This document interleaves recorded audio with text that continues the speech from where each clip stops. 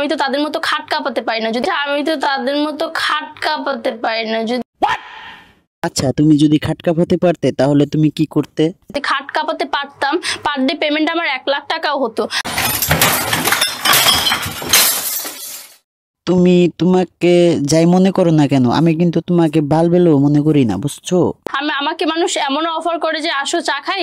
শুধু কি চা খাওয়ানোর অফারই করে নাকি ফ্রিতে খাট কাঁপানোর অফারও করে?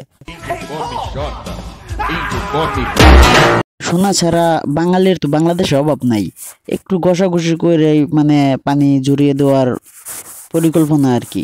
খাট কাঁপানোর তো দূরের কথা, তোমাকে দিয়ে তো বিছনা চাদরও গোছাবে না সোনা। কাপ কফি খাবে, আমাকে 5,00,000 টাকা দিবে।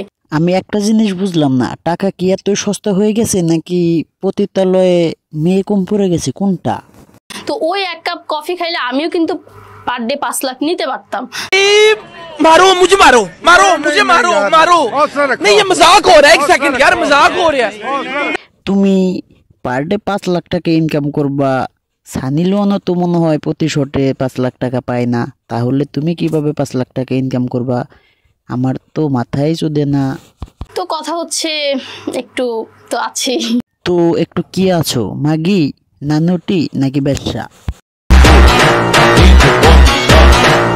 গাইস, এটা কেমনে পারে, এটা কেমনে সম্ভব? এই মেয়েটাকে 5,00,000 টাকা দিয়ে এই মেয়ের সাথে এক কাপ কফি খেতে হবে? এটা কি মেয়ে নাকি গরু? একটা গরুর দামও তো 5,00,000 টাকা যায় না।